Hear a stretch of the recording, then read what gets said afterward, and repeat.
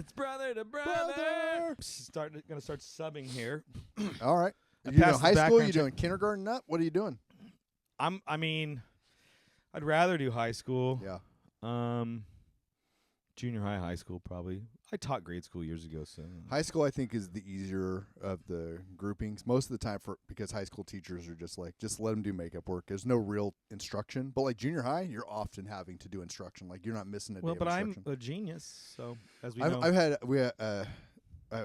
We have a friend. He's a teacher, but he was a sub, and he's like, man, how come they just don't let subs teach? And I was like, because you don't know what we're doing. Well, You don't really know what we're doing. You don't know the approach. You Right. don't know what's being set up. So I would prefer if you you're just gonna screw up my thing. just babysit, man. Just babysit them. Like don't cause problems. Don't be all dead poet societying these kids. By the way, that guy had 15 students, and one of them killed himself. That's not a good ratio. yeah, that's pretty bad. It's a bad ratio. They're like, hey man, we're not bringing you back next year. What they can quote one poem, "Oh Captain, My Captain," about the death of Abraham Lincoln. Is that what that's Yeah, about? it's a Walt Whitman poem. Yeah, "Oh Captain, My Captain" is about the death of Abraham Lincoln. I thought it was like a Captain Crunch reference. No, yeah, it's back then. Yeah, Walt Whitman. Well, he was a gay man. He was a closeted gay man at the Well, time. isn't that the whole movie's about, right? Because the kid's gay and then he kills himself from being Well, gay. like, what was the reason we're picking the one gay poet from the 1800s that writes about the assassination of Abraham? because he's Throw- trying. Push no, this guy off. I don't off think you've the seen cliff. the movie in a while. It's been He's a long time. trying. I know it's been a long time. He's intentionally trying to get that gay kid to kill himself. He's Like it's like it's a I real gotta early, rewatch. a I real gotta early rewatch. version of online bullying. I got to rewatch it. yeah. There are a lot of teachers that are like, that's my inspiration, is "Oh Captain, My Captain." And then about 10 years in, they're just like, listen, man, I don't take work home. I do it at school. This is where I make money, but this is not my life. I cannot do No. this. The inspiration has like given way to like, you're like, yeah, I'm inspired to I clock in and, we'll take care of the students a little bit, Yeah, is there a So- part of you though that really? Sorry, I'm obsessed that I think my leg is showing when I have my leg up. Oh no, did I do it? No, you're good. I'm sorry, David. It's embarrassing. It's pretty embarrassing. This What- came out a little bit. It did. I hit a button too. I think I hit that button. All right. You're good. You're good. I'm a loser. No, you're a winner. You this is won where an everybody- argument today. Where it didn't feel good though. You know why? It's because you played it up too much in your mind. I know, man. I had all this theatrics involved. I was like pacing around this morning, pretending to be Matlock. I was just gonna slam it on you, and then you just fucking didn't even care. I just, Greatest defense ever. It's like, oh, okay, cool. yeah. Fucking There's a friend of mine. He's the Superior Court judge, one of them in town. Mm-hmm. And when he was a lawyer, he goes, I remember sitting in front of an arbitration judge, and he goes, every case has some weaknesses, and we were going to win the case, but we had a blind spot. And the other lawyer is a good lawyer, and then they went in on it. He goes and he presents his argument, and the judge looks over me, and I just go, and the judge went, okay. The shrug defense. It was just dude. literally, he goes, it just disarms it, like, doesn't matter, not a big deal. the shrug defense. I think great. that there's a value. You're like, yeah, okay, good point. I know people hate it when you don't react. You just give it to him. Yeah, I've never once not reacted. okay. We are reactive. I'll sit here and be like, just don't, John. You're just gonna sit there and don't Yeah. react. No, he's gonna say it. He's gonna say it, and you're gonna be calm and collected. And then they say it. I'm like, what the fuck are you talking about? You have a fucking what? The problem is that we overthink things before it happens, and so you've gone through the non-reactive phase in your head, and you're like, Already this is lived it. exactly how I'm going to handle it. It's perfect, right? And so that's already gone. You already didn't react. So when it actually happens, the only thing left is like, what? And it's Yeah. it's like, it's like if you get a list of things, if you have anger issues and stuff, and like one of the top 3 is always like, give yourself a timeout. Just give yourself a timeout. And you're like, and lose the momentum of the anger? You're like, you see, this has been bubbling up inside of me for, I don't know, 45 years. And it's starting to come out now. We're just going to ride this fucking roller coaster. This isn't about, this is not about you. This situation is not about you. but you are the target, and it's like the most unhealthy thing in the world. And it's probably the thing that like I spend the most time trying to work on in my own life is just like not being reactive in the situation from like Yeah. being that kid that's over here. It's like I relate to George Costanza's dad and Larry David so much. Oh yeah. It's like I'm usually not overreactive to things that matter. I'm pretty good at that stuff. It's frivolous, stupid shit that I can't stand. Yeah, you like go 0 to 100 on something that's completely unimportant. I know. Well, at least I'll argue. I will argue it tooth and nail, even though it doesn't matter. Yeah, Like no. a rule in a board game or something. I'm like, hold on a second. Yeah, just a second. The instructions clearly state. I saw a very funny meme. It was the look of your group of friends when you realize you've played a board game wrong for 6 hours. I saw that. And I was like, Maybe you that's sent it to me. exactly right. It's so That is good. exactly right. It's like, and then there's always the friend that's like, well, let's just keep going and play it this way. I can't not think we're You're like, playing but it now wrong we're doing it wrong now. I was like, but like now we've just. But now agreed it's to it. wrong. Yeah, that's There needs to be some fucking that's order. that's some OCD on our part too. It's like Oh man, I feel so. where those kind of like weird control kind of things manifest in life is so weird. Yeah. Oh. I know it's funny too. I'm dating somebody. Yes. I have. Well, it's weird to say girlfriend because we're grown-ups, but Lady friend. so she's gonna learn a lot about me this episode. No, I try to make it funny. Right. Yeah. I try to complain funny. I did see that's also a thing on the anger list is diffuse a situation with humor, but at the end it's like not sarcasm. Don't use sarcasm. And I was like, well, that's like my bread and butter. It's like, I don't even know what sarcasm is. That's how much it is me. Yeah. I don't know what sarcasm is. I don't know. I don't know what sarcasm. What are you telling me? I don't know what That's sarcasm is. Great Homer Simpson joke. Yeah, she was at a conference this week in Palm Springs. Ooh. So I knew she was like in a room with people. Yeah. So I just kept text or sending her the most deplorable videos on Instagram. Just horrible. That's shit. I do that It's so fun. to my wife and my sister-in-law. I send them just the most disturbing things. Yeah, she's like, "What are you doing?" I was like, "I'm actively trying to get you removed from this." She's like, "You don't want to be there." That's funny. Let me give you a reason to I get sent out. my sister-in-law so many bad ones in a row. And then I sent her this really nice one of like these little kids and stuff. And then she messages me and she goes, "I was waiting for the dark turn." I was like, "No, it was just a nice one." She goes, "Oof." But like it's I know, there's you some- condition that it's so depraved. and Like, have you seen the one with the dude that's just putting butter on himself? Oh yeah. What is that guy all about? I want to know. Okay, that's somebody's relative. Yeah. I'm the butter guy. But I was looking. I'm like 200,000 followers. Right. What I'm can like, I well, rub? I guess I gotta. What can I put on myself? Sour cream guy? I know. That guy must smell horrible. Oh god, yeah. Thank God she's watched the podcast. Has a little bit of like Context. runway into Yeah. Just like the because she lives 45 minutes away from here. Right. So it's a little long distance, not really, but because I keep being like, it's less than a train ride in New York, man. I keep saying things like, I just can't believe you can deal with me the way you deal with me. And she goes, "Why do you say that? I don't get it." I was like, "Well, you don't have to be around this full time." Yeah. It doesn't really stop. We're a lot. We can be a lot. It'd be a lot. Yeah.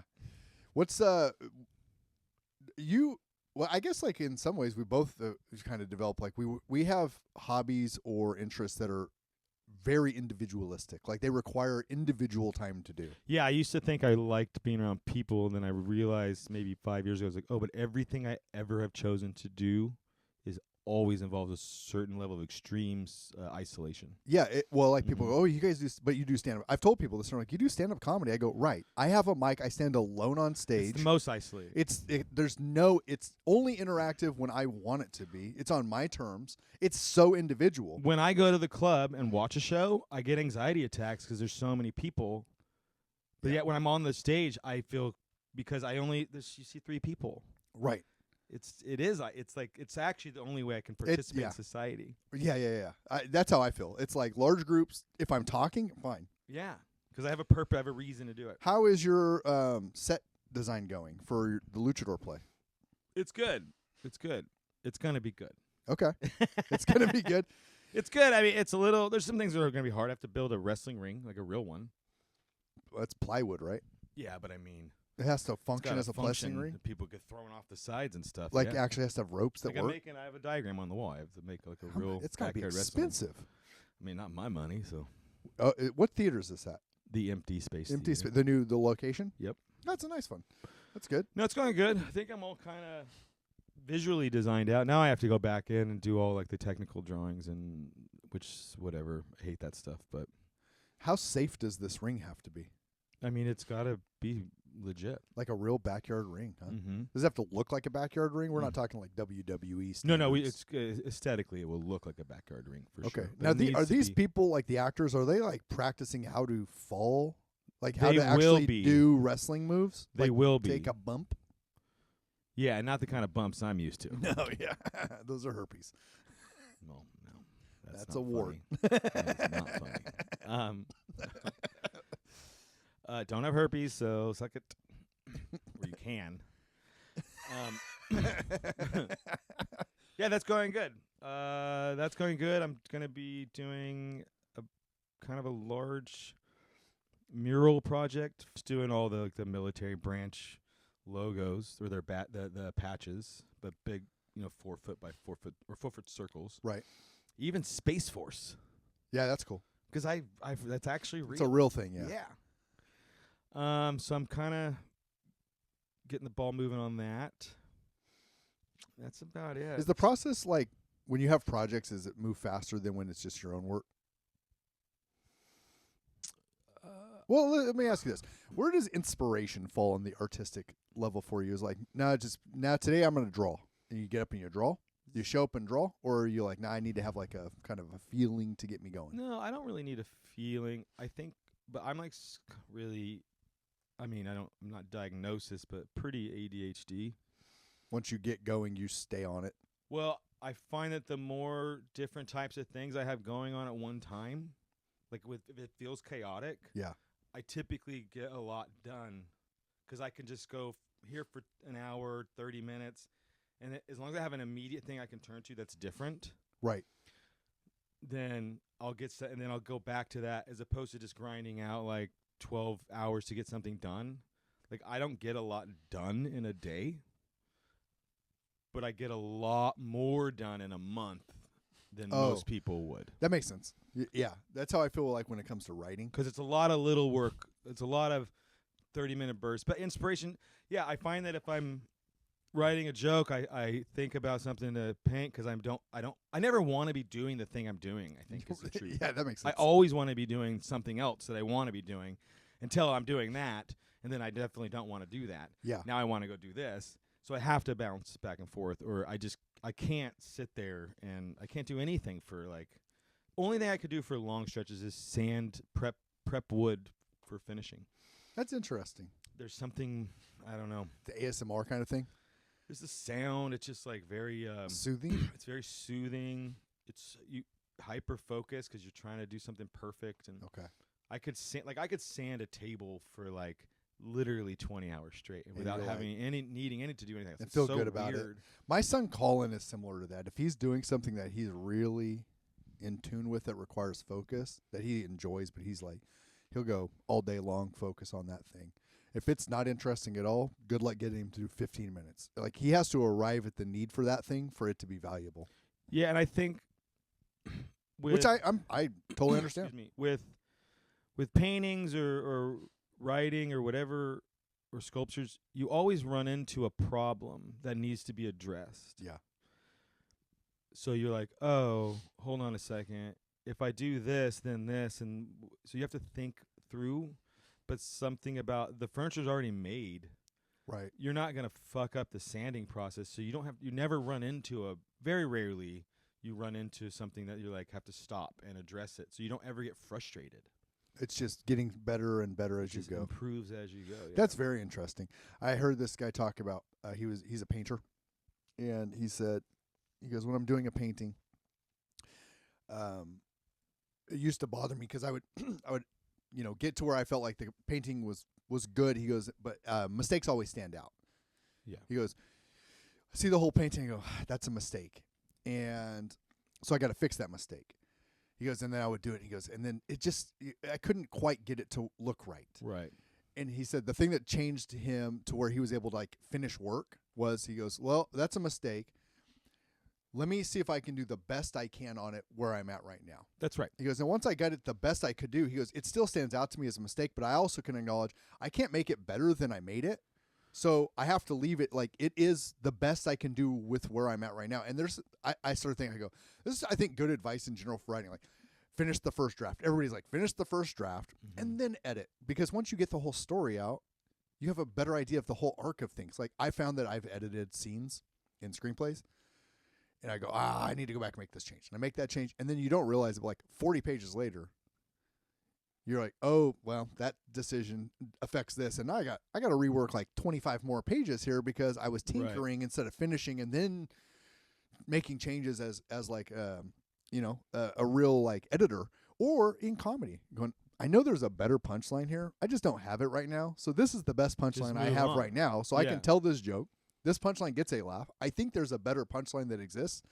And I've had jokes like 3 years later, oh, this is a better idea. It comes to you. Because you're like, oh, I did the joke 80 times and finally stumbled into this moment. Right. And this other thing that now helps me fix this thing. And I think it was a good artistic approach is going, yeah, it's a mistake or it's a problem. Finish not perfect. Finish it not perfect. I told somebody this week. Start something before you're ready. Oh, yeah, you should definitely just get going. You can't make mistakes if you haven't started. It's so funny how we are talking about being reactive and overthinking, but like I think one thing that we're good at is we'll start doing something before we really know what we're doing. Let's talk about how good we are. No, I just think it's something we're good at is starting. I'm interested in this as a subject. Well, I don't think we're good at. No. Yeah, like. Well, the delusion. You need a certain level of delusion that gets you to believe that when you start, it's gonna be something. You can figure it out. Yeah. I'm not afraid of making mistakes. No. When I was younger, I was terrified of making mistakes. We learned that from Bob Ross, man. Little happy accidents, Yeah. Then there's the great John Lurie. Mm-hmm. He has a Painting with John show. Yeah, it's good. And he one of his first episodes on, I think it's on HBO, but it was he's like, oh, yeah, I'm making trees. He goes, these are not happy trees. They are not accidents. They're not happy trees. They're angry trees. Angry it's so funny. Yeah, there's something about, like with making objects or whatever that I like, because I like things that are ephemeral. That's why I think I like telling jokes, because it kind of maybe they live longer, but they kind of only live on this in the moment. The experience in that moment is better than every videoed version of it. And there's something about when you make something permanent, like a painting or sculpture, that it just feels now it feels like it has this importance. It's like it's got gravitas or something because you made it and it exists. Oh, that's interesting. So I used to make a point so often, like just pick a few things that like whatever and just destroy them. Really? Yeah, because like then it didn't have any power over me. Oh, that's interesting. Now I can keep making stuff. So if I kept looking at something that you thought was good, but I could see the thing I hated about it, I would just break it. 'Cause I'll make something else. Did that help you make something else? No, What I mean, yeah, absolutely. Because like I know that's something. If I get fixated on a thing that I need to fix, I won't do it, and I also won't do the next thing. Well, it's why I don't post a lot online. Oh, yeah, okay. I understand the mentality of it. Because something that the act of typing words, like I just constantly want to edit as I'm doing, and so I can never be naturally myself in that sphere. Everything feels super contrived, and then like I put a video up of me doing the 5K, 5K, right? But like I know that certain things got clipped out of there that were actually funnier, and I just want to go back and change it. But it's like I just gotta leave it up there, or change it and repost a different post. Yeah, I probably am gonna do that actually. Why not?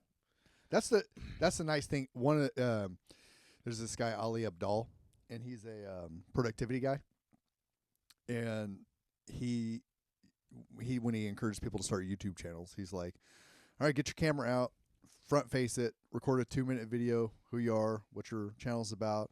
All right, now post it. Just post it. No editing. Just post it. I know. I can't do that. And what happens is he goes, you're afraid of posting. So what we're going to do is the first 3, don't edit. Just post them. and I then have do 10. post- And once you do 10, then you'll figure out kind of what it is, and then you can decide which way you want to go, and then just start improving a little, one thing at a time, one thing at a time, one thing at a time. He goes, and over time, it could be 100 videos. You'll get good at it. You'll get better. Yeah, I have post anxiety. What is this? Found this looking for photos. This is actually pretty cool. It looks. This beat is to your hell. Pepsi Choice of a New Generation Child ID card. Oh, that was a thing. Remember, everybody's afraid we were going to get kidnapped. This is stranger danger at its finest, dude. Stranger danger was invented in the 80s. I think it's a large part of the reason why our generation doesn't let our kids go out. We've had a whole podcast. But I think it's a real thing, man. They were terrified. I also like that that's for Pepsi was you. the sponsor for it. 14. Yep, that was our house. That was cool. Yep, phone number. My birthday is incorrect. No, it isn't. Yes, it is. What does it say? It says 4/15/84. It looks like it's cut off. I bet you that was the date. It was 1984 when you took this. That was 6. And then do you think mom or dad just Yeah, wrote? you're definitely 6. Yeah. That is crazy. Because you were born in the 70s. This picture, I look terrible. yeah, you It look looks super gaunt. sick. Sickly, dude. That was the slogan, man. Pepsi New Generation. Yeah. I wonder why my name is crossed out on it. Thought you'd like that little gift. I appreciate Take it. that man. home with you. Dr. Poe, medical information, too much. And They you just already- left it blank. I got it. Just got it. threw it down, dude. Well, it was thrown down clearly into like something. It's brother to brother.